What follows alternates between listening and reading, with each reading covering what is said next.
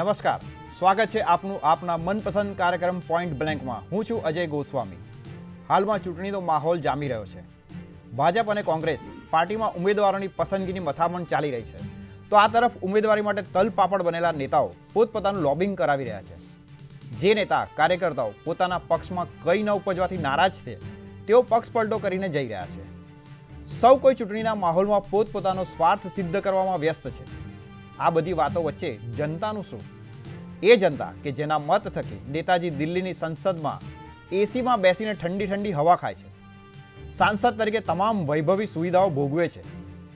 હાલ તો ઉમેદવારો દ્વારા જનતાને મસ્ત મોટા વચનો પણ આપવામાં આવી રહ્યા છે અને આગામી 1 મહિના સુધી આવા વાયદા અને વચનોની વણઝાર ચાલુ રહેશે। પણ જેવી ચૂંટણી પતી ખુરશી પર બેસી ગયા કે જય શ્રી કૃષ્ણ। જી હા, જનતા સાથે આવું જ થાય છે। તેમાં પણ દેશના ખેડૂતોની સ્થિતિ તો જેસે થે જેવી જ રહે છે। જગતનો તાત, ખેડૂતોને જગતના તાત કહેવામાં આવે છે, કારણ કે તેઓ જ સમગ્ર જગતના લોકોનું પેટ ભરે છે। જો ખેડૂતો પોતાના ખેતરમાં શાકભાજી અનાજ ઉગાડવાનું બંધ કરી દે તો જનતાનું પેટ કેવી રીતે ભરાશે? અરે કહેવાતા નેતાજીઓ શું, આરોગશે પણ શું? પણ તેમ છતાં સૌથી વધુ અવગણના આ કૃષિપુત્રોની જ થાય છે। જી હા, અને આ મારું અંગત મંતવ્ય નથી, ખેડૂતોની વ્યથા છે, તે હું આપની સમક્ષ રજૂ કરી રહ્યો છું।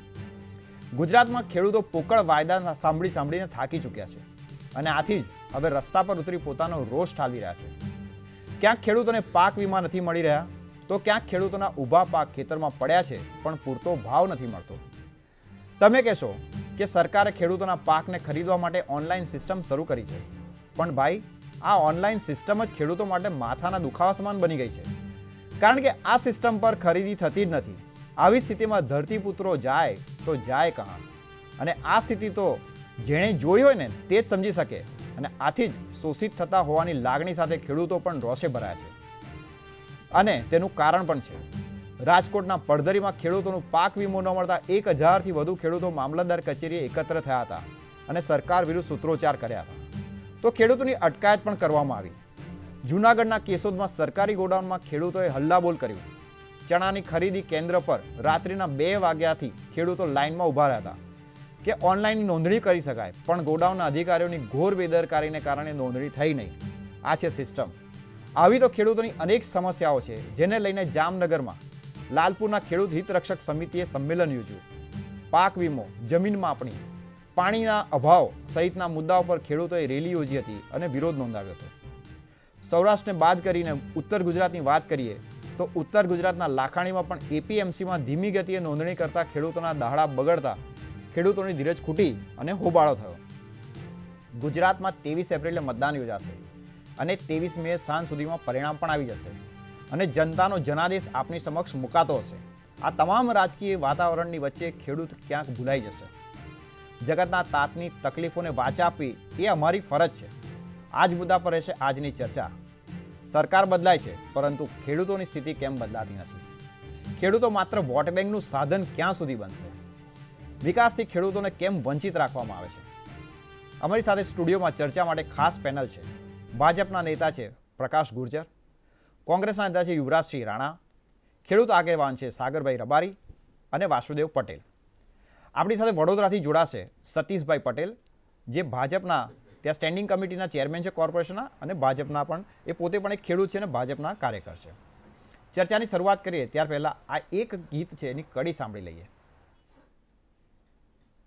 એક ઋતુ આયે એક ઋતુ જાયે, મૌસમ બદલે ના બદલે નસીબ।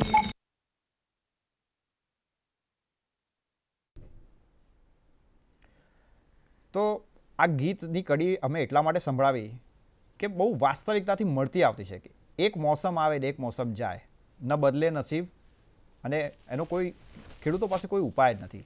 આ દેશ કૃષિ પ્રધાન દેશ છે, અને જ્યારે ખેડૂતો આ રીતે વંચિત થતા હોય, એમને મળતી સુવિધાઓથી એમને મળવી જોઈએ જે સુવિધાઓ એ મળી નથી રહી, એમની સાથે અન્યાય થઈ રહ્યો એવી એમની લાગણી છે। ત્યારે સાગરભાઈ, તમે ખેડૂતોને પડતી તકલીફો વિશે એક મુદ્દાઓ જણાવો। અજયભાઈ, આ કહેવા માટે કૃષિ પ્રધાન દેશ છે, વાસ્તવિકમાં નથી। વાસ્તવિકતા એટલા માટે નથી કે જો ખરેખર કૃષિ પ્રધાન આપણે માનતા હોત તો કૃષિમાં માળખાકીય સગવડોનો આટલો અભાવ અત્યાર સુધી ના હોત. ઘણા વર્ષો વીતી ગયા, ઇન્વેસ્ટમેન્ટના ઘણા દાવાઓ થયા, પણ કહેવાતા ગુજરાત જેવા વિકસિત રાજ્યમાં પણ આજે સિંચાઈની સગવડ માત્ર 47% જમીન પર છે. આ સરકારી આંકડા છે. આવક 3,573 રૂપિયા માસિક છે ગુજરાતના ખેડૂતની. 3,573 રૂપિયામાં ખેડૂત કેવી રીતે જીવતો હશે? પહેલો સવાલ. બીજું, 47% જ્યારે સિંચાઈની સગવડ હોય એનો મતલબ કે 53% તો વરસાદ આધારિત છે. એક વરસાદ ખેંચાઈ જાય તો 53% ખેડૂતોને તો રોવાનો જ વારો આવે. બિલકુલ કૃષિ પ્રધાન હોવા છતાં. અચ્છા, આ જે વીમા કંપનીની વાત છે, હું અત્યારે વીમા પર જ વધારે વાત કેટલા માટે કરવા માગું છું કે વીમા યોજના લાગુ શેને માટે થઈ કે જ્યારે સિંચાઈની સગવડો નથી, ક્લાઇમેટ ચેન્જ, ગ્લોબલ વોર્મિંગ, આ બધાને કારણે વરસાદ અનિયમિત થતો જાય છે. એક અભ્યાસની ચેતવણી એવી પણ છે કે ખેડૂતોની આવકમાં 20 થી 25% ઘટાડો માત્ર ક્લાઇમેટ ચેન્જને કારણે થવાનો છે. આવા સંજોગોમાં ખેડૂતને જ્યારે પાક નિષ્ફળ જાય ત્યારે એને કોઈક સહારો હોવો જોઈએ જેને આધારે એ વરસ ખેંચી શકે.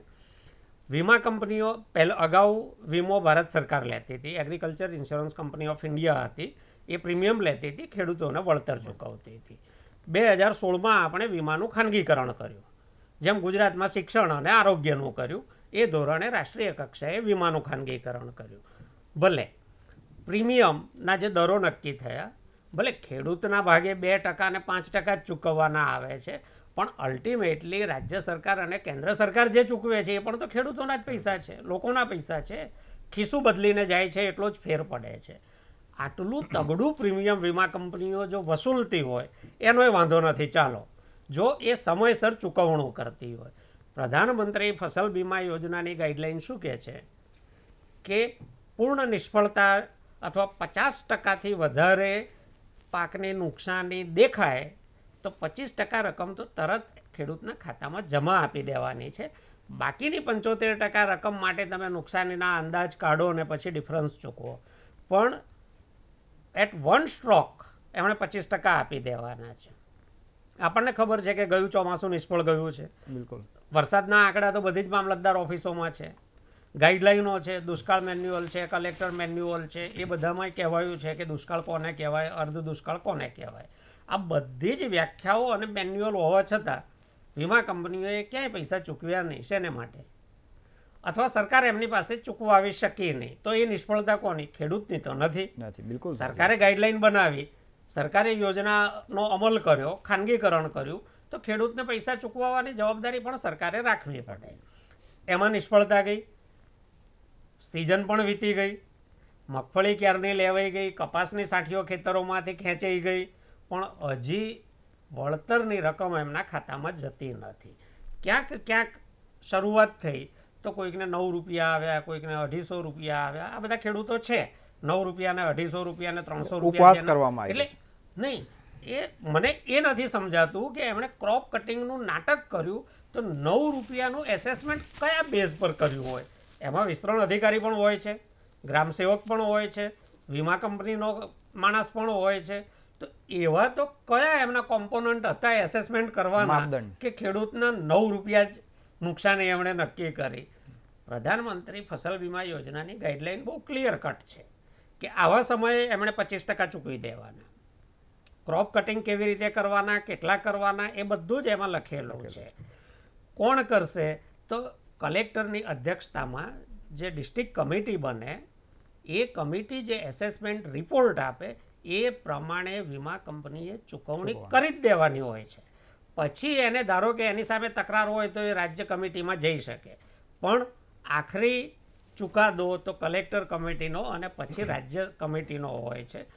તો જિલ્લા સમિતિઓએ શું કર્યું, રાજ્ય સમિતિએ શું કર્યું, સિઝન વીતી ગઈ, ઉનાળો શરૂ થયો, હજી ખેડૂતોના ખાતામાં કેમ પૈસા નથી જતા?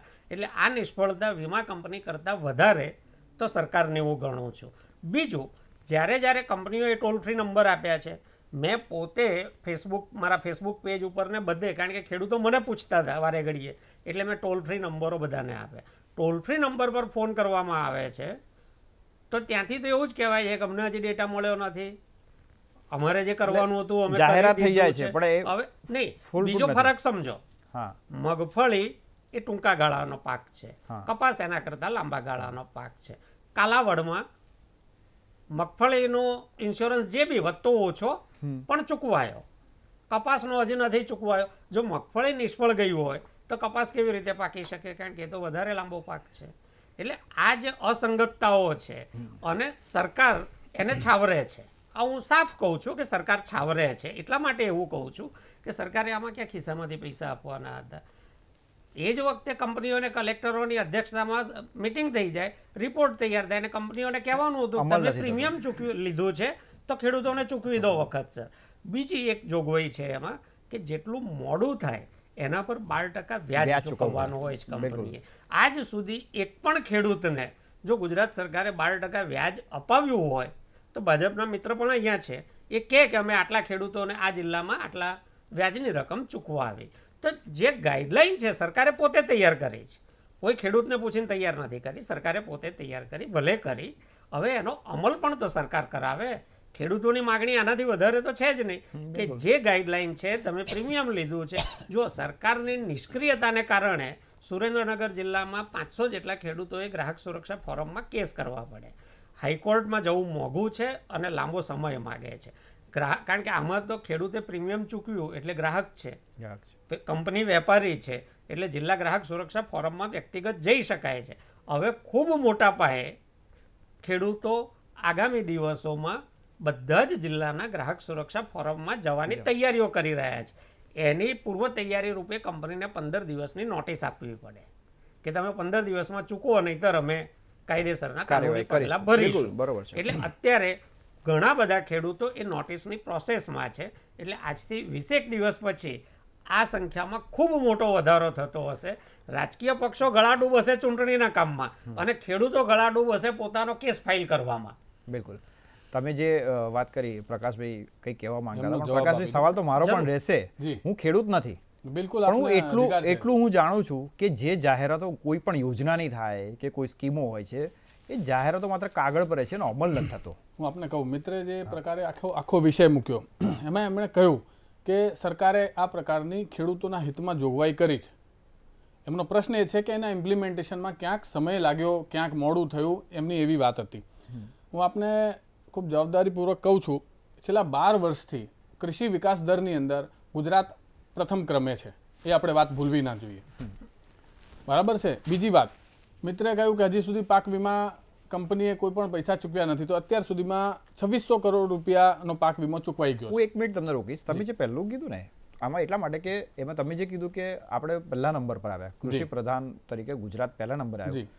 તમને કદાચ જાણીને નવાઈ લાગશે, મારી પાસે જે ડેટા છે 76% ખેડૂતો ખેતી છોડીને બીજા વ્યવસાય તરફ જવા માંગે છે. જો આપણે પહેલા નંબરે હોય નહીં, આ તો ઓફિશિયલ આંકડો છે, તો ઓફિશિયલ 76% લોકો ખોટા છે. એ તો કૃષિ વિકાસ દર, આખા દેશનો કૃષિ વિકાસ દર, આપણા ગુજરાતનો જે કૃષિ વિકાસ દર હોય એને કમ્પેરેટિવ, એને બધા બાકીના રાજ્યો સાથે એની તુલના થાય અને તુલનાત્મક રીતે રાજ્યને પ્રથમ ક્રમે આપવામાં આવ્યું છે. ઓકે, અને આ હકીકત છે, ફેક્ટ છે. હવે બીજું, તો 76% લોકો જે કૃષિ આપણા ખેડૂતો છે એ ખેતીનો વ્યવસાય છોડવા માંગે છે, એની પાછળનું કારણ શું હોય? ખેડૂતનો દીકરો જો અભ્યાસ કરીને સુશિક્ષિત થાય અને અન્ય કોઈ વ્યવસાયમાં જવા માંગતો હોય, એ વાતને આની સાથે નહીં જોડવી. અભ્યાસ સાક્ષરતા સાથે રિલેટેડ નથી. ખેડૂતો, હું ખેડૂત કહું, હું માન લો કે એક્ઝામ્પલ તરીકે ખેડૂત છું અને હું ખેતી છોડીને બીજો વ્યવસાય પકડું છું, તેની પાછળનું કોઈ કારણ હશે ને. જો હું સફળ રહ્યો તો હું આ વ્યવસાય શું કામ બદલું? ખેડૂતના દીકરાને પણ બીજા વ્યવસાયમાં જવાનો અધિકાર તો રહેલો છે. યુવરાજ એમને બોલ્યો સફળ જ હોત. યુવરાજ, આત્મહત્યા રોજ થાય છે.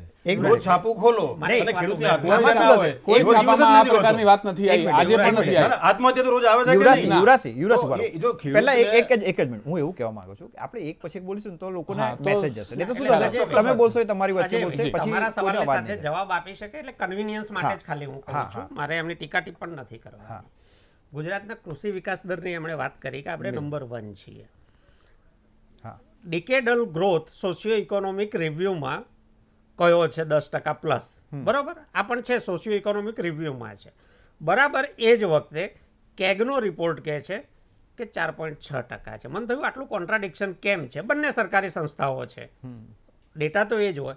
એટલે મેં આના માપદંડ શું એ જાણવા માટે ખેતીવાડી ખાતા વિભાગમાં ફોન કર્યો. આ 3 દિવસ પહેલાંની ઘટના છે, શુક્રવારની. એમણે કહ્યું કે તમે સ્ટેટિસ્ટિક્સ ડિપાર્ટમેન્ટમાં પૂછો. મેં સ્ટેટિસ્ટિક્સ ડિપાર્ટમેન્ટમાં પૂછ્યું ગુજરાત સરકાર, મારી પાસે મેઇલ છે. એમણે કહ્યું કે હું જે અધિકારીને તમારો નંબર આપું, હું અધિકારીને કહું છું તમારી સાથે વાત કરે. પછી એમણે મને વળતો ફોન કર્યો કે નહીં તમે મને ઈમેલ મોકલી આપો. મેં એમને ઈમેલ મોકલી આપ્યો. સાદી વાત છે કે કયા માપદંડને આધારે તમે કૃષિ વિકાસ દર ગણ્યો, કારણ કે બેમાં મોટો ડિફરન્સ છે. ગુજરાત સરકારના એક પણ ડોક્યુમેન્ટમાં ઓફિશિયલ ક્યાંય કૃષિ વિકાસ દર લખેલો હોય તો મારે જોવો છે.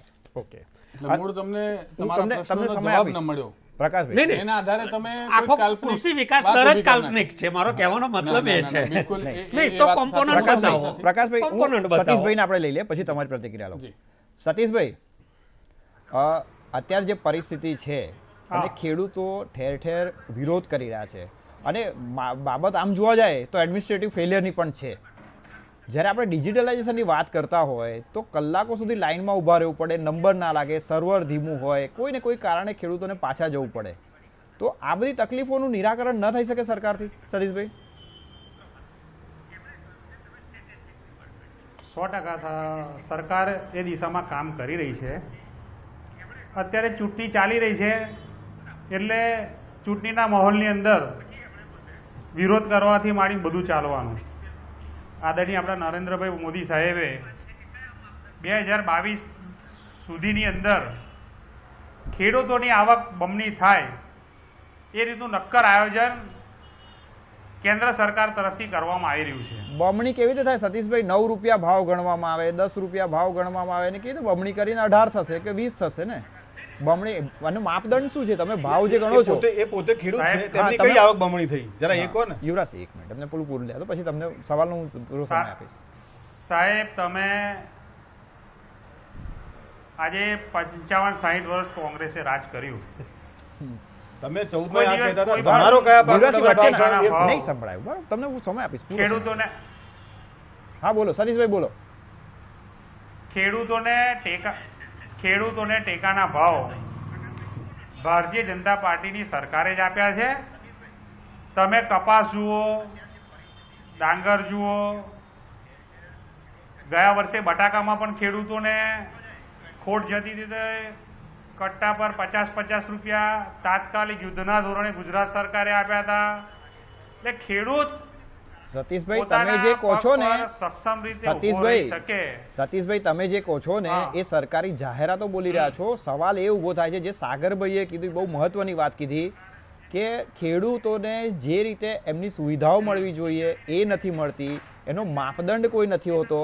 જે મધ્યપ્રદેશમાં થયું એવું અહીં પણ થાય છે કે એનું વળતરની રકમ સાંભળો તો આપણાને એવું લાગે કે આ માણસ કેવી રીતે આનું વળતર ગણવાનો કોઈ માપદંડ છે કે નહીં? સાહેબ, ખેડૂતોને તમે આજે ટેકાના ભાવ જે કહીએ છે, માલ પકવે છે, બજાર સમિતિઓની અંદર વેચાય છે અને તરત એમને પૈસા મળી જાય છે ને માલ પણ એમનો ખરીદી કરવામાં આવે છે. આજે એનાથી ખેડૂત સમૃદ્ધ થાય છે. સારું. આજે ખેડૂતોની બમણી આવક કરવા માટે ડ્રીપ સિસ્ટમથી પણ કામ સરકાર કરી રહી છે. ઓકે સતીશભાઈ, તમારો જવાબ લઈ લીધો. હવે હવે મને હવે હવે હવે યુવરાજ, હા. એક પૂછી લો. કન્ટિન્યુટી હા, પૂછી લો. પણ એ સાગરભાઈ થોડી વાર રહીને એટલા માટે પછી જવાબ આપશે, એમનો નંબર એ અગ્રણી આવી છે, ચોક્કસ પૂછી લો. પછી પૂછાઈએ. તમે યુવરાજસિંહ વચ્ચે કહેવા માંગતા, કોમેન્ટ કરતા હતા એમના વખતે, શું કહેવા માંગો છો? પ્રકાશભાઈ જે વાત કરી અને સતીશભાઈ જે કીધું, દાવા કર્યા છે એમાં. કૃષિ વિકાસ પણ એમણે ગુજરાતને- પહેલા મારો સવાલ બી તમે સાંભળી લો. કોંગ્રેસે પણ એવું કંઈ નથી કર્યું કે કહું ને, હું જેથી એનો ખેડૂતોનો જવાબ ઉદ્ધાર થાય. કશું વાંધો એનો જવાબ આપો. તમે પહેલા કોંગ્રેસની વાત કરી હા, તો હરિત ક્રાંતિ ક્યારે થઈ? યલો રિવોલ્યુશન એટલે આપણે તેલીબિયામાં ક્રાંતિ ક્યારે થઈ? શ્વેત ક્રાંતિ ક્યારે થઈ? ગુજરાતમાં જે ખેતી માટે જે સિંચાઈની યોજનાઓ છે એ બધી ક્યારે બની? દૂધ માટેની ડેરીઓ બધી ક્યારે બની? બિયારણ માટેના રિસર્ચના સેન્ટરો ક્યારે બન્યા? એ બધું જ કોંગ્રેસના સમયનું છે. ગુજરાતની અંદર છેલ્લા 23 વર્ષથી ભારતીય જનતા પાર્ટીની આ સરકાર છે, એમના આ 23 વર્ષના શાસનમાં આ મેં જે ગણાવ્યું એમાંનું એક પણ નથી બન્યું. એક પણ નહીં. અને જો એક બની હોય તો જે ત્યાં બેઠા છે એ અને મારી બાજુમાં બેઠા છે એ પણ ગણાવી શકે છે. હવે એમણે ગુજરાતના સરદાર સરોવર ડેમ તમે નામ ના બોલો એ કોંગ્રેસની દેન છે, તમારી દેન નથી. તમે પ્રકાશભાઈ તમે 2 મિનિટ મને તમારા બોલતા હતા, તમે એમની વચ્ચે બોલશો, કોઈ સમજ એ નહીં કોંગ્રેસની દેન છે. સરદાર સરોવર ડેમ પણ કોંગ્રેસે જેનું ખાતમુહૂર્ત કર્યું હતું ને એ સરદાર સરોવર ડેમ સિવાય ગુજરાતના નાના મોટા 520 ડેમો પણ કોંગ્રેસની જ દેન છે. એમના સમયમાં માત્ર બોરી ડેમ થયા, પેલા બોરી બંધ થયા, એટલે એક વર્ષ આ વર્ષે બને, બીજા વર્ષે એમાં કશું ના હોય. એટલે માત્ર ભ્રષ્ટાચારનું જ એમાં કામ થયું છે. અને એક એગના રિપોર્ટમાં પણ હતું ને એના પર પણ ઘણી આ બધી આપણે ડિબેટો થઈ ચૂકી છે. હવે એમણે કૃષિ વિકાસ દરનો વાત કર્યો તે તદ્દન કાલ્પનિક છે. તમે સાંભળો, હવે તમે બોલતા હતા, હું બોલ્યો નથી, સતીશભાઈ, એમને સાંભળી લઈએ, પછી તમને હું તક આપીશ એમના જે પ્રશ્નો છે કૃષિ વિકાસ દરની વાત કરી તો કૃષિ વિકાસ દર નર્યો કાલ્પનિક છે, નરી કલ્પના છે. આ આંકડાઓની માયાજાળના અને પેલા સપનાના વેપારના મહારથી માણસો છે. એટલે આ બધું મોટું મોટું ચિત્ર બનાવશે. પેલા જાદુગરની જેમ છે, મારુતિ ગાયબ કરી દે અને સ્ટેજ પર ત્યાં સામેલા બેઠાને થોડી વાર લાગે કે હા જોરદાર થઈ ગયું, બહાર નીકળે એટલે ખબર પડે, એવું છે આ બધું. એ જ્યારે જાહેરાત કરે, જ્યારે એમના પોસ્ટર લાગે, જ્યારે એમના પ્રવક્તાઓ બોલે, જ્યારે સ્ક્રીન પર કે બધું આવે ત્યારે લાગે કે જોરદાર છે, પણ ધરાતર પર તો કશું જ નથી, એ શૂન્ય હોય છે. હવે એમણે બીજી ટેકાના ભાવની વાત કરી. મને તો જે પ્રશ્નો છે પૂરા તો કરી લેવા દો. એ ટેકાના ભાવની વાત કરી. ટેકાના ભાવ એ માત્ર ખેડૂતોની ક્રૂર મશ્કરી છે. ખેડૂતોની ક્રૂર મશ્કરી એટલા માટે કહું છું કે ચાલુ અત્યારે સિઝન ઘઉંની સિઝન છે. જે ખેડૂત છે એમને તો ખબર પડશે કે માર્ચ શરૂઆત થાય એટલે ઘઉં પાકી જાય.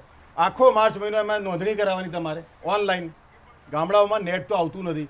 સાબરકાંઠા, બનાસકાંઠા જેવા આંતરિયાળ વિસ્તારોમાં જાઓ ત્યાં તો શિક્ષકોને પોતાની હાજરી પુરાવાય ડુંગરના ટેકરે જવું પડે છે. અને તમારા ટીવી માધ્યમો જ આ બધું બતાવ્યું છે. ત્યાં એ ખેડૂત ઓનલાઈન નોંધાવા કેવી રીતે જાય? હવે ચલો માનો કે નોંધાવા ગયો તો આખો મહિનો નોંધાવાનો જાય. પાક્યા ઘઉં 1 થી 10 મહિના પાકી ગયા ત્યારે એને ચૂકવવાના બિલો બાકી હોય, ઘરના ખર્ચાના, કરિયાણાના કે બીજા બધા ખર્ચા એને આવતા હોય અને ઘઉં વેચવાના નહીં એને. હવે સરકાર હવે જાહેરાત કરે કે એ ખરીદી ક્યારે કરશે. હજુ તો કરી નથી કે ઘઉં ક્યારથી લેવાના શરૂ કરશે, હવે કરશે. એટલે ત્યાં સુધી એને પાછી રાહ જોવાની. એટલે એ મહિનો 1.5 મહિનો તો રાહ જોવે. એ મહિના 1.5 મહિના પછી આ એમની સરકાર એ ખેડૂતને હજારો ખેડૂત જ્યારે નોંધાવે ત્યારે 2 ખેડૂત, 5 ખેડૂત, 50 ખેડૂતની મર્યાદામાં એને મેસેજ મોકલે કે તમે ઘઉં લઈને આવો. એ લઈને જાય, સવારનો ઉભેલો રાત સુધી ઉભેલો, એનો વારો ના આવે. ટ્રેક્ટર ભાડાનું હોય, આખો દિવસ ઉપર એટલે ભાડું ડબલ થાય, એને ખાવા પીવાનો ખર્ચો વધુ ડબલ થાય. મને બોલવા દો તો મારી વાત તો પૂરી કરી દો. થોડો આમાં કારણ સમય બી ઓછો પડશે. આખી વાત છે, આખી વાત છેતરપિંડીની છે. હું આખી વાતને કહું સમજાશે નહીં. ચલો કઈ વાંધો નહીં, મુદ્દાસર જ કહું છું, એટલે સમજણ પડે એ રીતે કહું છું. એ ત્યાં લાઈનમાં ઉભો રહે, જ્યારે એનો વારો આવે માલ જો મગફળીમાં મોટા ભાગના ખેડૂતોની મગફળી રિજેક્ટ કરતા હતા, એવું ને એવું પાછું આમાં થાય. ચલો કોઈની લેવાઈ ગઈ, આપણે લેવાઈ ગઈ એની વાત પર આવીએ તો એનું પેમેન્ટ નથી મળતું. એટલે આજે પકવે એનું 3-3, 4-4 મહિના સુધી એનું પેમેન્ટ ના આવે તો આ ખેડૂતોની ખરેખર જે પાકે છે જણસ એને લેવા માંગે છે કે ના લેવી પડે એનું ઈરાદાપૂર્વક આ કામ કરે છે. એટલે મગફળીમાં પણ આ થયું. ગુજરાતમાં પાકી 32 લાખ ટન પાકે છે અને લે છે માંડ 4 લાખ ટન. એટલે બાકીના ખેડૂતોને લેતા એ માત્ર જાહેરાતો કરે છે. એટલે આમનું કામ માત્ર જાહેરાત. સવાલોનો જવાબ એમની પાસે લઈ લઈએ. એ શું કહે? બીજું વીમાની વાત કરી. વીમો ફરી પાછા બીજા મુદ્દામાં તમે લેજો. હા ના પ્રકાશભાઈ, તમે રિએક્શન પછી મારે એમને વાસુદેવભાઈ કાના બેઠા છે એમનું ટર્ન એમને બી આપો. 1991-92-91ની વાત આપણે કરીએ ને તો 7-7, 8-8 વર્ષ સુધી જ્યારે કોંગ્રેસની સરકારો હતી ત્યારે પાક વીમો ચૂકવાઈ નહોતો શકતો. અત્યારે આપણે બેઠા છીએ, વાત કરી રહ્યા છીએ ત્યારે એવું કહેવામાં પણ આવ્યું કે પાક વીમાની કોઈ પણ ચૂકવણી થઈ નથી, પણ 2600 કરોડ રૂપિયા પાક વીમાની ચૂકવણી થઈ ચૂકી છે. જુદા જુદા જિલ્લાઓની અંદર તાલુકા વાઇઝ આ ચૂકવણી ચાલુ છે. પહેલાં તાલુકો એકમ હતું, અત્યારે ગામને એકમ બનાવાયું છે જેથી કરીને છેવાડાના ખેડૂતને પણ પાક વીમાની રકમ પહોંચી શકે. 12 કરોડ ખેડૂત પરિવારોને જેમની જમીન 2 હેક્ટર કરતાં ઓછી છે એમને પ્રતિ વર્ષ 6,000 રૂપિયા ચૂકવવાની જાહેરાત કરવામાં આવી છે. પીએમ કિસાન યોજના દ્વારા 2,60,00,000 ખેડૂતોને તમે જે જાહેરાતો હું એ જ કહી રહ્યો છું. જાહેરાત કશું છે જ નહીં, માત્ર જાહેરાતો જ કે છે. 6,000 રૂપિયા આપણે 2014 માં આપવા જોઈએ ને. સરકાર 14 માં છે. ઉભા રહો પ્રકાશ. 19 માં શું કામ આપે? પ્રકાશભાઈ અને યુવરાજભાઈ, હું તમને બગાડીએ. હું તમને ખૂબ અમૂલ્ય સમય હું આપીને તમારી બેઠા પાસે હોય ફરી પાછો આવીશ. Vasudev let me complete. બંને હજી અધૂરો છે મુદ્દો. હું તમને ફરી સમય ના આપીશ. પણ એમને એવું કહ્યું કે જાહેરાતની વાત છે પણ જે ચૂકવણું થયું છે જવાબ બી આપશે. પ્રશ્નની વાત નથી અને તમારા જે જવાબો છે એના સામે ના, પ્રશ્ન નથી. મારો બે પ્રશ્ન છે. શું કામ 19 માં 6,000 ની જાહેરાત કરી? 2000 માં હું તમારી પાસે પાછો આવીશ. ખેડૂતના હામી હોત તો બંને સરકારો માત્ર ખેડૂતોને વાયદા વચન આપે છે એવું કહી શકાય? આમાં એવું છે કે અત્યારે જે ખેડૂતો માટે છે ને આબ ફાટ્યું છે. આ બધા થીગડાની વાતો છે. મૂળ વાત એવી છે કે હું એક ઉદાહરણ આપું તમને કે 1970માં ઘઉંનો ભાવ ક્વિન્ટલે 76 રૂપિયા હતો અને આજ 2015માં 45 વર્ષ પછી એ ઘઉંનો ભાવ છે 1450 થયો. એટલે 19 ગણો ભાવ વધારો એમાં જે એની જે મળે છે એ 19 ગણું એને વધારે મૂલ્ય મળ્યું. હવે બાકીનાની સ્થિતિ શું છે? તો અમે જે સરકારી અધિકારીઓ કર્મચારીઓ છે ને એને 150 ગણું વધ્યું છે. જે યુનિવર્સિટીના પ્રોફેસરો છે એનું 180 ગણું વધ્યું છે. બેંકોના કર્મચારીઓનું 225 ગણું વધ્યું છે. અને જે શિક્ષકો છે સ્કૂલો વગેરેના એનું તો 275 ગણો જે વધારો થયો છે. એ જે ઘટ છે, ખેડૂતોને કાંઈ નથી જોતું, પહેલાં એને કોઈ ઇન્ફ્રાસ્ટ્રક્ચર નથી જોતું, એને પાણી નથી, બધું વ્યવસ્થા કરી લેશે. તમે 1970ની સ્થિતિમાં ઘઉંનો ભાવ એવી રીતે બાકીની જે પ્રોડક્શનના જે કંઈ ભાવો હતા એટલા ભાવ છે મળે એની વ્યવસ્થા કરો તમે, તો ખેડૂતને કાંઈ જોતું જ નથી. ખેડૂત છે એની પ્રોડક્ટ છે એના ભાવ છે બાકીના ભાવની કમ્પેરિઝનમાં. હમણાં ડીએ 3% વધ્યું, પગાર આટલો વધી ગયો, 7મું પગાર પંચ આવશે તો 4,80,000 કરોડ રૂપિયા વધના વર્ષે ચૂકવવાના થશે એવું સ્વિસ બેંકે છે. એટલે કુલ મળીને ખેડૂતને જે મળી રહ્યું છે એટલા મોટા પ્રમાણમાં ઘટી રહ્યું છે.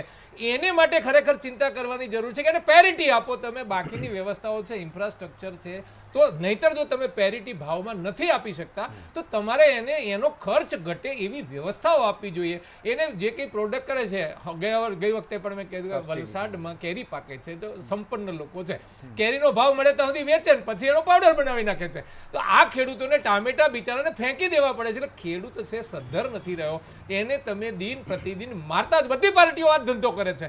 એના મેન્ટેનન્સ એના થતા ખરેખર એને જો એ ડીએ માની લો કે આજે દેશ છે ને એ સંગઠિત અને અસંગઠિત બે ક્ષેત્રમાં વહેંચાયેલો છે. એટલે 10% સંગઠિત છે એનું તો જેમ જેમ મોંઘવારી વધે એમ એની આવક તો વધતી જાય છે. 90% છે એની આ પડ્યા રહે છે. એટલે આ દેશને ખરેખર અસંગઠિત અને સંગઠિત છે એને વિખેરીને વ્યવસ્થાઓ એવી આપવાની જરૂર છે કે દેશ સુસંગઠિત થાય. એટલે જેનો મોંઘવારી વધે તો બધાને માટે વધે, પગાર વધે તો બધાનો વધે, આવકો વધે તો બધાની વધે. એટલે કુલ મળીને દેશની 100% પ્રજાને જો પેરિટીમાં લાવીને મૂકી દેવામાં આવે ને તો આ બધા જે કંઈ ચાલે છે કોઈ થીગડાની જરૂર નથી, બધા પોતાની રીતે મેન્ટેન કરી જ લે. એટલે આ જે સમસ્યા છે મૂળભૂત વ્યવસ્થાની સમસ્યા છે, વ્યવસ્થા તરફ ધ્યાન ન જાય. એટલે આ લોકો જે કંઈ આપે છે ને એમાં કંઈ ને કંઈ બાકી રાખે છે. એટલે એની ઉપર જ ચર્ચાઓ ચાલે કે આટલા ટકા આપ્યું ને આટલા ટકા ના આપ્યું, પણ ખેડૂતને વર્ષે જે મળવું જોઈએ ખરેખર બીજાની પેરિટીમાં એ નથી મળતું. એની આ સમસ્યા છે. હવે વાસુદેવભાઈ, તમે જે આંકડા કીધા ને એ ખરેખર બહુ ગંભીર બાબત છે. વિસંગતતાની વાત કરીએ તો દરેક સમાજને તમે જે વર્ણન કર્યું કે જે પ્રોફેશન છે, વ્યવસાય છે, એમાં જે રીતે એ લોકોને જે વધારો મળે છે કે જે લોકોની આવકમાં વૃદ્ધિ થાય છે એટલી ખેડૂતોમાં નથી થતી.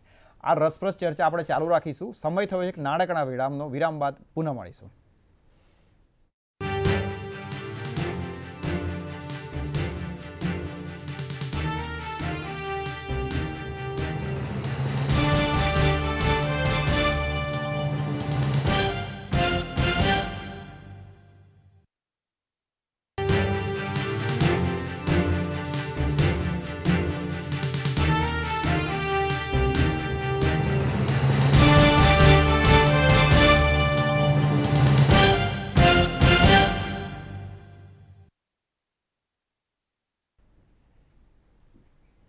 બ્રેક બાદ પુનઃ સ્વાગત છે તમામ મહેમાનોનું.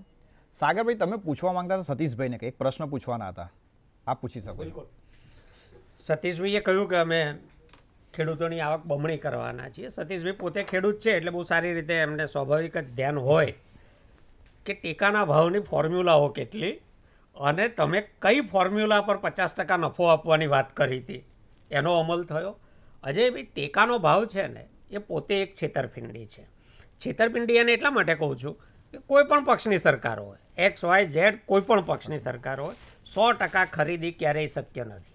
કારણ કે એટલું ઇન્ફ્રાસ્ટ્રક્ચર જ નથી કે સરકાર 100% દરેક પાકની ખરીદી કરી લે અને બધા ખેડૂતોને એનો લાભ મળી જાય.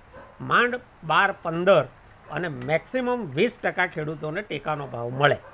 80% ખેડૂતો તો હંમેશા બજારના ભરોસે જ છૂટે કોઈ પણ પક્ષની સરકાર હોય.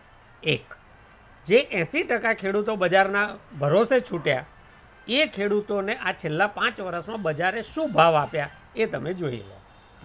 બધા જ પાકોમાં 12-13ની સરખામણીએ બધાના ભાવ નીચા ગયા છે. જે સોયાબીન 5500 રૂપિયા હતું એ મધ્યપ્રદેશના ખેડૂતોએ 2200 ને 2300 રૂપિયાએ વેચ્યું. જે કપાસ 1350-1400 રૂપિયા વેચતા હતા એ એમણે 750 ને 800 રૂપિયા વેચ્યો. એટલે આ રોષ જે દેખાય છે એ પેલા રહી ગયેલા 80% ખેડૂતોનો છે. જે પહોંચતા અને વગવાળા 15% ખેડૂતો છે એ તો ટેકાનો ભાવ લઈ લે છે. ટેકાના ભાવમાં પણ જે પૂરતો આપવાની વાત હતી, વચન તો એ હતું કે સ્વામિનાથન કમિટીની ભલામણોનો અમલ કરીશું. અને એમાં 3 ફોર્મ્યુલા છે, A2, A2+FL અને C2. C2 જેમાં જમીનના ભાડા સહિતની તમામ વસ્તુઓની ગણતરી થાય છે, એના પર 50% નફો ગણીને અમે ટેકાના ભાવ નક્કી કરીશું. એક પણ પાકનો, બંને મિત્રો છે ભાજપના, એક પાક મને બતાવો કે જેનો તમે C2 પ્રમાણે ટેકાનો ભાવ નક્કી સતીશભાઈ જવાબ આપો. સતીશભાઈ, તમને પ્રશ્ન છે સાગરભાઈનો કે ટેકાના ભાવ વિશે તમે કહો. ટેકાના ભાવ વિશે ખેડૂતોને કપાસ પૂરતા પ્રમાણમાં તમામ બજાર સમિતિઓની અંદર ખેડૂતોનો કપાસ લીધો છે અને જે સરકારે ભાવ નક્કી કર્યા છે એ ભાવ પ્રમાણે એમને રૂપિયા પણ ચૂકવવામાં આવ્યા છે. બજાર સમિતિમાં બધી વસ્તુ છે અને ચાલુ વર્ષે ટેકાના ભાવે ખરીદી કરે. કોઈ એક જણ બોલો એટલે મને ખ્યાલ આવે. એટલે બે જુદી વસ્તુ છે. બજાર સમિતિ એપીએમસીમાં તો તમે કંઈ પણ લઈને જાઓ તો વેપારીઓ ખરીદે છે, પણ એ બજાર ભાવે ખરીદે. અને કોટન કોર્પોરેશન ઓફ ઇન્ડિયા ખરીદે. હા બોલો બોલો સતીશભાઈ. સરકારના ધારાધોરણ પ્રમાણે સરકારે નીતિ નિયમ નક્કી કર્યા પ્રમાણે એ લોકોને માલ ખરીદવા માટેની પરમિશનો આપી હોય છે, તો જ બજાર સમિતિઓ ખરીદી હોય છે. બાકી એમને ડાયરેક્ટ ખેડૂતોનો માલ તો બજાર સમિતિ જે ચાલુ ભાવ છે પ્રમાણે ખરીદતી જ હોય છે. પાયા વિહોણી છે. તમારી વાત સાથે કોંગ્રેસના પ્રવક્તા સંમત. તમે સતીશભાઈ, તમારી વાત સાથે કોંગ્રેસના પ્રવક્તા સંમત નથી, એટલે સાંભળો એમનું શું કેવું છે. તમારી વાત જ પાયા વિહોણી છે. જે માર્કેટમાં એપીએમસી જે ખરીદે એ બજાર ભાવે ખરીદે. સરકારે જે ખરીદી એની વાત કરો તમે. સરકારે ખરીદી કરીને શું ભાવે ખરીદી કરી એની વાત કરો. સરકારે ખરીદી એની જ વાત કરે છે ને. તમે એપીએમસી ની વાત કરો છો. એ તો સંમત રહેવાના જ નહીં. એપીએમસી અરે પણ બે ખેડૂત આગેવાન છે મારી સાથે. હું નહીં વા બે મારી સાથે ખેડૂત આગેવાન છે, એ બી સંમત નથી. અરે નહીં, એમનું કેવું એવું છે.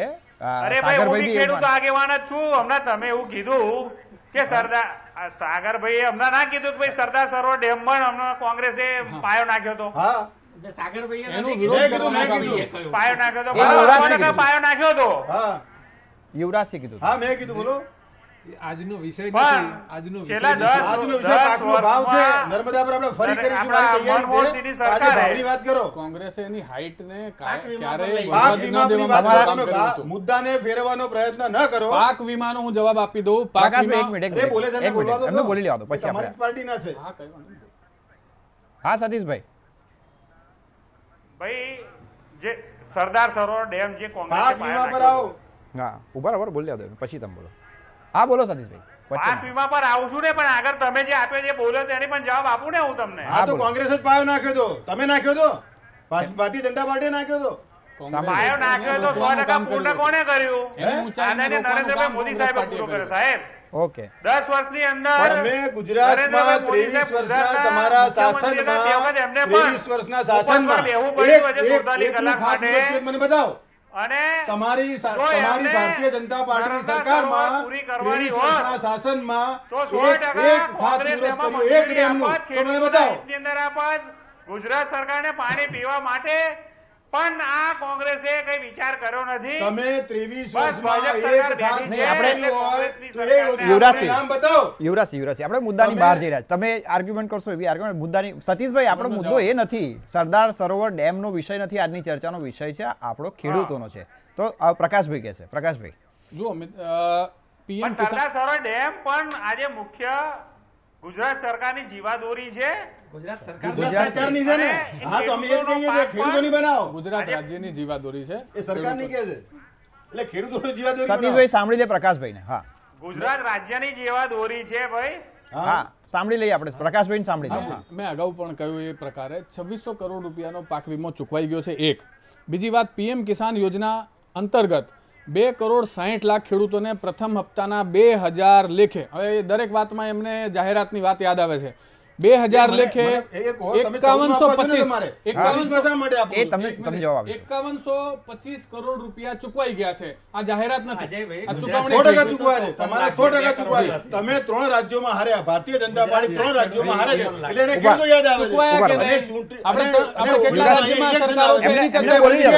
કેટલા રાજ્યમાં હાર્યા છે એની ચર્ચા કરી છે. જો એ ખેડૂતોના હામી હોય 2014 માં નાખે ને, એમણે 2014 માં ખેડૂતોના હામી 2014 માં નાખવા જોઈએ ને. અત્યારે પૈસા ચૂકવાયા કે ન ચૂકવાયા એ વાતની ચર્ચા કરો. અત્યારે 19 માં શાના માટે કરે? ના, હવે 2014 એમના પહેલા 3 રાજ્યોમાં કોની સરકાર, કોણ જીત્યું એની ચર્ચા નથી. અહીંયા પાક તમે 2014 માં ચૂંટણી, 1 મિનિટ, 2014 માં મોદી સાહેબે બધી જ જાહેર સભાઓમાં છાતી ફાડીને કહ્યું હતું કે અમે દોઢા ભાવ આપીશું.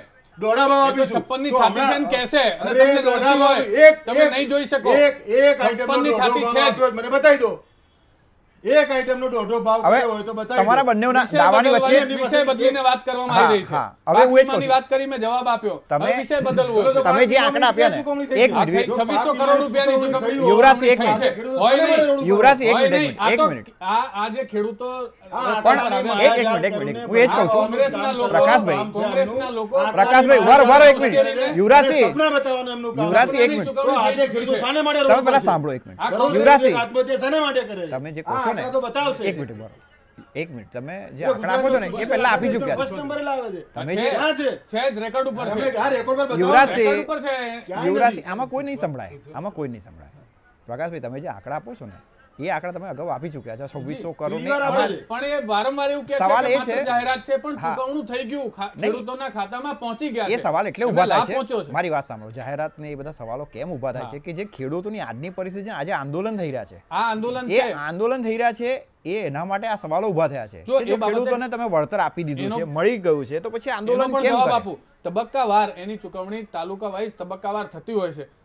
એ પ્રકારે ચૂકવણી ચાલુ છે, પણ જ્યાં જે તાલુકામાં નથી થઈ ઉભા રહો. ત્યાં એમ બોલી આગળ જાઓ, પછી આંદોલન તમે ઊભું થયું હશે, આંદોલન ઊભું કરવામાં આવ્યું હશે. અચ્છા, ચૂંટણીનો ઓકે. માહોલ હવે એનો જવાબ. ઉભા રહો, ઉભા રહો, ઉભા રહો. કરવામાં આવ્યું છે. ઉભા રહો. પ્રકાશભાઈ, ખેડૂતોની કેમ જે એમના તમારી- ફેશન ગણાવતા તમારી- ખેડૂતોની દશાની તમારી જે શું વાત છે એની સાથે એમને જાણી લે ને. મગફળી ચોમાસુ પાક છે. એમને ફરીથી મગફળી વાવવાનો સમય આડકતરો આવ્યો. આક્ષેપ- હજુ સુધી નથી ચૂકવાયું. નહીં, અને આડકતરો હજી આક્ષેપ કે એમનો એવો છે કે તબક્કાવાર ઊભું કરવામાં ચૂકવાશે. આવ્યું છે, ઊભું કરવામાં આવ્યું છે આ આડકતરો. કેવી રીતે ઊભું કરો? ખેડૂતોનું એટલે સ્વયં કોંગ્રેસ આંદોલન છે. આ છે આંદોલન પાછળ કોઈ ખેડૂતોનું સ્વયંભૂ આંદોલન છે, જેને પીડા થઈ છે એ બૂમો પાડે છે. અર્જુનભાઈ મોઢવાડિયા બૂમો પાડી રહ્યા છે ને. અર્જુનભાઈ તો જે ખેડૂતોએ હા. આંદોલન કર્યું હવે એના પછી એના કીધું માટે- છે. હવે ન્યાય તમારા માટેની માંગણી છે. તમારા આંકડા સાથે અને સાચી જ્યારે માહિતી કોઈ ખેડૂત પીડાતો હોય સાચી ત્યારે હકીકત છે. એની સાથે બોલું એ યુવરાજસિંહ. શું ખોટી વાત છે? કોંગ્રેસને ખેડૂતોની હવે- પીડા યાદ આ આવી રહી છે. ચોમાસાથી જે મગફળી પાકી છે એને હજુ સુધી એમણે પૈસા નથી ચૂકવ્યા. ઓકે સાગરભાઈ, તમે આ બે જે વાત દાવા થઈ રહ્યા છે, બંને એકબીજા પર આક્ષેપ કરી રહ્યા છે. એક કહે છે તમે કરાવો છો આંદોલન, બીજા કહે છે અમે ખેડૂતોને આપી દીધું છે બધું,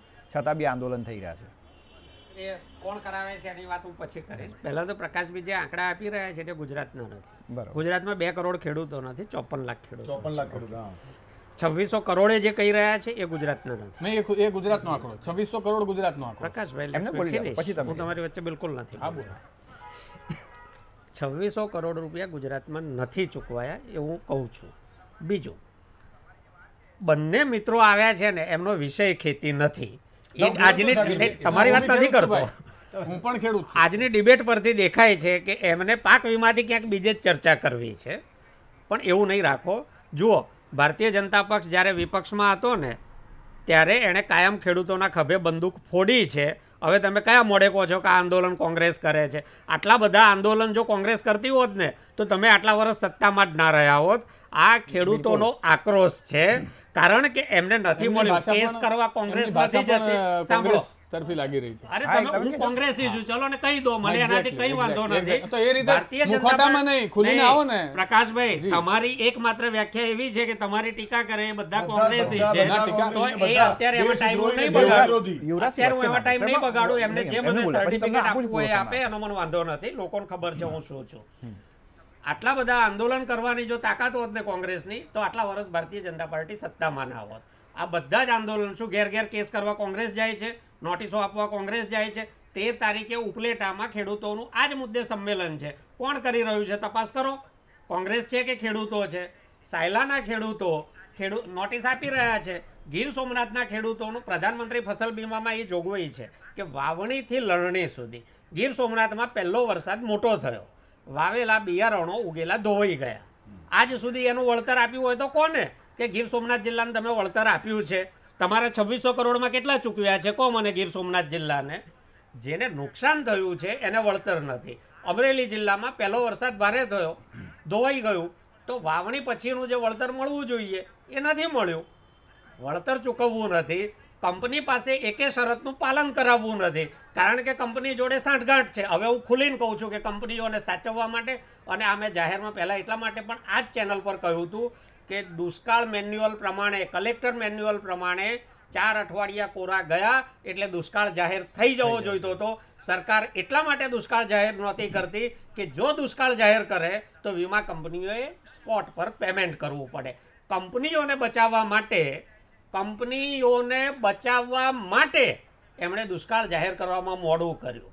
દુષ્કાળ અને વચ્ચે પેલું પેકેજ છે એને માટે આપ્યું કે કંપનીઓને બચાવીને બહાર કાઢી શકાય અને ખેડૂતોનો બહુ રોષ ન થાય. એ ગુજરાત સરકારે પેકેજ ક્યાં આપવાની જરૂર હતી? આપવું હતું તો પછી આપવું હતું. પહેલાં કંપનીઓ પાસે શા માટે ના ચૂકવાયા? પણ કંપનીઓને સાચવીને નફા સાથે બહાર કાઢવી હતી. તમે જોઈ લો આંકડા કે વીમા કંપનીઓએ કેટલા નફા કર્યા છે. સતત એક બાજુ ખેડૂતો મરી રહ્યા છે, આપઘાત કરી રહ્યા છે, આંદોલન કરી રહ્યા છે દેશભરમાં. રાજસ્થાન, મહારાષ્ટ્ર, ગુજરાત, મધ્યપ્રદેશ અને વીમા કંપનીઓ નફો કરી રહી છે. વરસાદના આંકડા કોંગ્રેસ આપે છે. વરસાદના આંકડા કોણ આપે છે? કોણ માપે છે?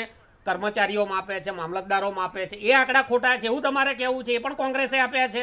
તમારે વળતર ચૂકવવું નથી. 4 લાખ રૂપિયાની જાહેરાત કરવાની જિલ્લામાં જોગવાઈ છે ગાઈડલાઈનમાં. કયા જિલ્લામાં એમણે કંપની પાસે 4 લાખ રૂપિયા ખર્ચાવ્યા? ભાગ બટાઈમાં ધંધો કરવો છે, ખેડૂતોને મારવા છે અને પછી કોંગ્રેસના માથે નાખીને નીકળી જવું છે. ખેડૂતો એટલા ભોળા નથી. વિધાનસભામાં જવાબ મળ્યો છે ને લોકસભામાં ખબર પડશે કે આ કોંગ્રેસનું આંદોલન હતું કે ખેડૂતોનું હતું. રાજ્ય સરકાર તમને સમય આપું છું. પહેલા યુવરાજસિંહ પાસે મારે જવું છે. યુવરાજસિંહ, આ વાત ભલે કહેવામાં આવ્યું છે પાટલા બારણે કોઈ કરાવે છે, આ કરાવે છે, આપણે એમાં નથી પડવું, પણ મહત્વની વાત એ છે કે કોંગ્રેસ પણ આ ખેડૂતોની પડખે રહેવામાં થોડી પાછી પડી છે અને જે એમની માંગ છે ખેડૂતો સાથે નથી રહી ગઈ. એમાં હું સહમત છું. કોંગ્રેસે હંમેશા ખેડૂતોના માટે જ કામ કર્યું છે અને જે કંઈ આજે જે ગ્રીન રિવોલ્યુશન, શ્વેત ક્રાંતિની બધી વાતો કરીએ, કોંગ્રેસે ખેડૂતો માટે કરેલી નહીં, હું હમણાંની વાત કરું છું. જે રીતના ખેડૂતોને તકલીફો પડી રહી છે તો એમાં આંદોલનમાં કોંગ્રેસ કેમ પાછળ છે? આંદોલનોમાં પણ કોંગ્રેસ સાથે જ હોય છે, ખેડૂતોની સાથે જ હોય છે. હમણાં સાણંદમાં પણ થયું ત્યારે પણ કોંગ્રેસ જ્યારે જ્યાં પણ ખેડૂતોની જ્યાં પણ જેને તકલીફ પડે ત્યાં કોંગ્રેસ દરેક વખતે સાથે જ હોય છે. વાસુદેવભાઈ, આમાં એવું છે કે પહેલાં પણ હું કહી ચૂકેલો છું કે આ જે રાજનેતાઓ છે ને, 4 કેટેગરીવાળા જે લૂંટ કરે છે, યાર રાજનેતાઓની જે દાનત છે ને, એ દાનત જેની પાસે જમીનો છે ને એ જમીનો પડાવી લેવાની છે. એમાં નર્મદાની વાત ચાલે છે. હું નર્મદામાં 31 વર્ષ નોકરી કરીને આવ્યો છું. નર્મદા ડેમ જે છે એ ડેમ કેવી રીતે બન્યો આ તે વગેરે તો બધાને ખબર છે, કોને પાયો નાખ્યો શું કર્યું. મૂળ વાત એવી છે કે નર્મદાનો 45 વર્ષે પુમા એવોર્ડ જે કરીને જે કામ પૂરું કરવાનું હતું એ એવોર્ડ પ્રમાણે સરકાર અને કર્મચારીઓ કામ કરતા હતા. એમાં પોલિટિકલ પાર્ટીઓએ ઇન્ટરફિયરન્સ કરવાની જરૂર નહોતી. એમને ઇન્ટરફિયરન્સ કર્યા, પોતે ક્રેડિટ લેવાનો પ્રયત્ન કર્યો, બધાએ કર્યો છે. એક મુખ્યમંત્રી ત્યાંથી ગણો તમે, લગભગ 85 પછી તો બધાએ આ પ્રયત્નો કર્યા. જે કામ 2008માં નેટવર્ક પૂરું થઈ જવાનું હતું, એના માટે ફંડ પણ હતું, એના માટે સ્ટાફ પણ હતો, પણ આ લોકોની બેદરકારી નહીં, ઈરાદાપૂર્વક ખેડૂતોને મદદ ન મળે, ઇરિગેશન ન થાય એટલે સુજલામ સુફલામ એક નવો ફાંટો પાડીને એમાં પૈસા બનાવ્યા. નર્મદાનું નેટવર્ક જાણી જોઈને નથી કર્યું. હું એક ખેડૂત તરીકે પણ કહું છું અને એક એન્જિનિયર, ડિપાર્ટમેન્ટના એન્જિનિયર તરીકે પણ કહું છું કે આ લાપરવાહીને કારણે આજે નર્મદાનું ગ્રેવિટીથી જે પાણી જવાનું હતું એ મફતમાં જવાનું હતું, એને બદલે પાઇપલાઇનો નાખી ખોટા ખર્ચા કર્યા અને કોઈને પાણી ન મળે. આજે 50% નેટવર્ક 18માં આજે 19 ચાલુ થઈ ગઈ છે, મધ્યાહન પહોંચવા આવ્યા છે, હજુ 50% નેટવર્ક બાકી છે. એટલે નર્મદાને આધારે ક્રેડિટ લેવાનું બધા બંધ કરો. કોઈએ આને ભારતીય જનતા પાર્ટીની સરકારમાં સાહેબ ડેમના ઇરિગેશનોના જે મેન્ટેનન્સના પૈસા પણ આપતા નથી. ઇરિગેશન છેલ્લા વર્ષના આંકડા કાઢો તમે તો ઇરિગેશન વધુ તો જોઈએ ને. કેશુભાઈ પટેલની સરકાર ગયા પછી કેશુભાઈ વખતે ખૂબ ડેમ બન્યા. એમ કોંગ્રેસે જ બધું કર્યું છે અને બધા ડેમ બનાવ્યા છે એવું પણ નથી. પણ કેશુભાઈના ગયા પછી એટલે 2000ની સાલ પછી ઇરિગેશનના બધા કામો બધું સ્ટાફ, આજે સરકારમાં સ્ટાફની સ્થિતિ શું ખબર છે તમને? 63% એટલે 35% ગેપ છે, 15% આઉટસોર્સિંગ છે, 20% પેલા ઓલા ઉપર આપે છે ને જે કોન્ટ્રાક્ટ બેઝ વાળા એને છે, અને કુલ મળીને 63% સ્ટાફ એવો છે કે જે સરકારી કામ વર્ષોથી કરે છે, જાણે છે.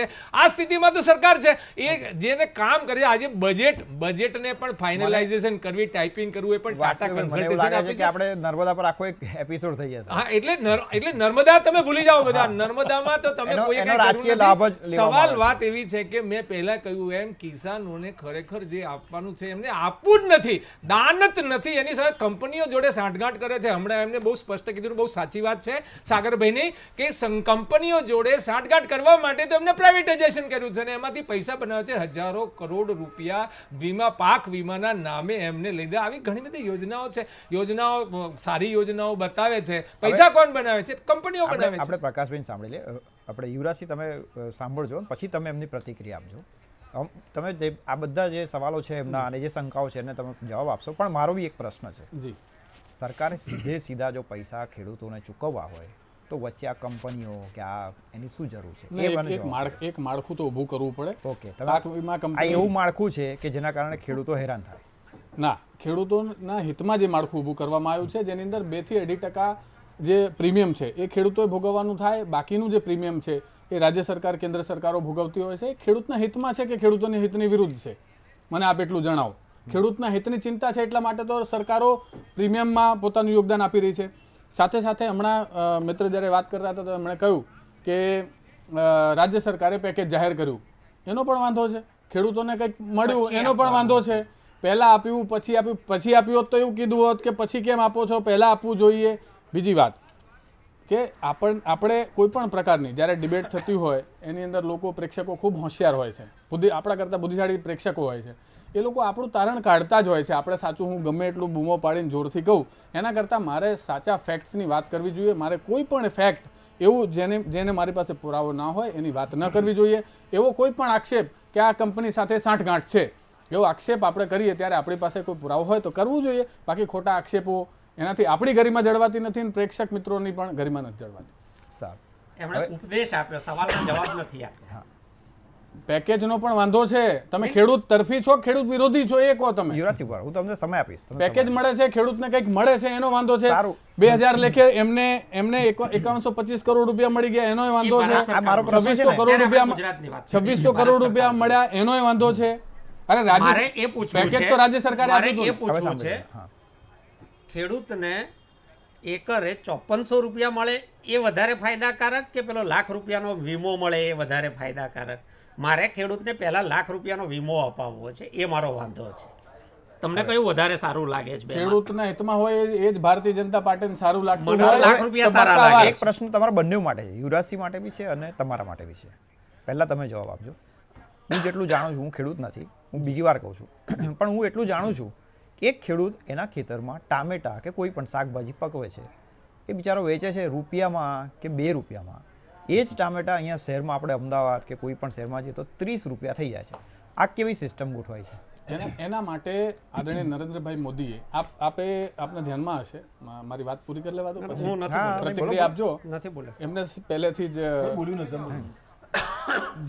જે ઉત્પાદન છે એની વચેટિયાઓને કાઢી નાખવાનું આપે પણ એવું ખૂબ સાંભળ્યું હશે. એના માટેની યોજના જો કોઈએ બનાવી હોય તો નરેન્દ્રભાઈ મોદીએ બનાવી છે. વચ્ચેના વચેટિયાઓને કાઢી અને સીધા ખેડૂતને લાભ મળે એના માટે જ સીધા ખેડૂત, આ ગામ પહેલા તાલુકો એકમ હતું, હવે ગામને એકમ એટલા જ બનાવવામાં આવ્યું છે. પાક વીમાની વાત કરી રહ્યો છું, કારણ કે એને નીચેના લેવલ સુધી પહોંચવાનો પ્રયાસ કરવામાં આવ્યો છે. સાથે સાથે સોઇલ ટેસ્ટિંગ, વિવિધ જુદા પ્રકારની યોજના નથી, સોઇલ ટેસ્ટિંગ કરી અને એ સોઇલની અંદર કયું ઉત્પાદન કરવાથી ખેડૂતને વધુ ઉત્પાદન થશે, લાભદાયી રહેશે, એ પ્રકારનું સોઇલ ટેસ્ટિંગ કરીને અને વૈજ્ઞાનિક પદ્ધતિથી કૃષિ થાય એના માટેના પ્રયાસો નરેન્દ્રભાઈ મોદીએ કર્યા. હું જે પ્રક્રિયાની વાત કરું છું કે એક ખેડૂત એક ટામેટા પકવે છે, સામાન્ય ઉદાહરણ તરીકે એ વેચે છે ત્યારે એને 2 રૂપિયા કિલો મળે કે 3 રૂપિયા મેક્સિમમ મળે, એ જ વસ્તુ અહીં સિટીમાં આવતા 30 રૂપિયા છે. એટલે એનો મતલબ કે વચ્ચે 27 રૂપિયા છે, એ કોણ લઈ જાય છે અને કેમ લઈ જાય? એવી કેવી વ્યવસ્થા ગોઠવાઈ છે કે ખેડૂતના ભાગે નુકસાન જ આવે અને જે ખાલી ત્યાંથી લઈને આપણા સુધી પહોંચાડે શહેર સુધી એ માલામાલ થાય. એના માટે એ વ્યવસ્થાની કોઈ એ જે વચેટિયાઓને કાઢી નાખવાનો પ્રયાસ આદરણીય નરેન્દ્રભાઈ મોદીએ આજની તારીખે પ્રકાશભાઈ, હું આ ખેડૂત નથી એટલે હું ફરી કહું છું, પણ સાગરભાઈ ને વાસુદેવભાઈ આના માટે સારો જવાબ છે કે આ અત્યારે આજની તારીખે પણ આ જ પરિસ્થિતિ છે. પણ એ પહેલા આપણે યુવરાજસિંહને સાંભળી લઈએ. નહીં, આ જ પ્રશ્ન તમારા માટે બી છે. એમની વાત થઈ ગઈ કે તમારે આજ કોંગ્રેસ સરકારમાં પણ આ જ પરિસ્થિતિ હતી. ટોમેટાની વાત કરી ને તમે, એ તો ઉદાહરણ આપ્યું છે. એટલે દરેક શાકભાજી આપણે ટામેટાની વાત કરી લઉં. પહેલા ટામેટા પર જાઉં. પહેલા તો જે મારા મિત્ર બેઠા છે ભાજપના, તમે વાત ટામેટાની કરી એટલે પેલા તાલુકાના એકમ ને ગામના એકમ પર લઈ ગયા, એટલે પાકના વચેટિયાઓને કાઢવા માટે એ વીમાવાળી વાત પર લઈ ગયા. ઉત્પાદનને પછી જે સોઇલ ટેસ્ટિંગ એમાં ઉત્પાદનની વાત છે, એમાં ભાવ ને વચેટિયાવાળી વાત જ નથી. એટલે હવે એ ખેડૂત છે કે કેમ ખબર નહીં, અથવા તો ખેતી સાથે કંઈ સંકળાયેલા હશે કે કેમ હવે એ જાણે, પણ એમને ખેતીનું કંઈ ખબર ના હોય એવી વાત લાગે છે. હવે ટામેટા જે છે ઘણીવાર તો એવી, તમે જે વાત કરી ને 2 રૂપિયા ને 3 રૂપિયા, ઘણીવાર તો એવી સ્થિતિ થાય છે કે ટામેટાનું જે લાકડાનું બોક્સ આવે ને, ખાલી બોક્સ, એની કિંમત 30 રૂપિયા હોય છે અને એમાં ટામેટા ભરીને વેચવા જાય એટલે એની કિંમત 20 રૂપિયા આવે છે. એટલે આવી જબરજસ્ત પરિસ્થિતિનું માત્ર કારણ આ પરિસ્થિતિ કોંગ્રેસનું કારણ એક જ, મને એ જ નથી ખબર પડતી. સરકારો બદલાય છે પણ આ પરિસ્થિતિ કેમ નથી બદલાતી? કોંગ્રેસના સમય જ્યારે કોંગ્રેસ શાસનમાં હતી ત્યારે આજે ઉત્પાદનો હતા ખૂબ ઓછા હતા. ઘઉંમાં પણ એ પરિસ્થિતિ, બાકીના બધા પાકોમાં પણ એ હતી. એમાં એ ઉત્પાદન વધારવાનો ફાળો એ કોંગ્રેસના ફાળે જાય છે. અને એના પછી તમે જે આની વાત કરી તો અત્યારે આ બધા પાકો ફેંકી દેવા પડે છે. ઓકે, આપણી પાસે સમય ઓછો છે. ચર્ચામાં ભાગ લેવા બદલ તમામ મહેમાનોનો આભાર. તો આ હતી ચર્ચા જગતના તાત પર. દર્શક મિત્રો, નેતાઓને સત્તાના સિંહાસન પર બેસાડે છે જગતનો તાત. આ દેશના વિકાસમાં પરોક્ષ રીતે મહત્વની ભૂમિકા ભજવે છે જગતનો તાત. આમ છતાં ખેડૂતોની ઉપેક્ષા થતી રહે છે. સરકારો બદલાય છે, ચહેરા બદલાય છે અને સત્તા પણ બદલાય છે. નથી બદલાતો તો જગતનો તાત. ખેડૂતોને સત્તાની સીડી બનાવી માત્ર પોતાનો વિકાસ કરતા નેતાઓ, તમારામાં થોડી ઘણી પણ માણસાઈ બચી હોય તો ખેડૂતોની ચિંતા કરજો. જતા જતા ફરી એકવાર આ ગીતની કડી સાંભળી લઈએ. एक ऋतु आए एक ऋतु जाए, मौसम बदले ना बदले नसीब.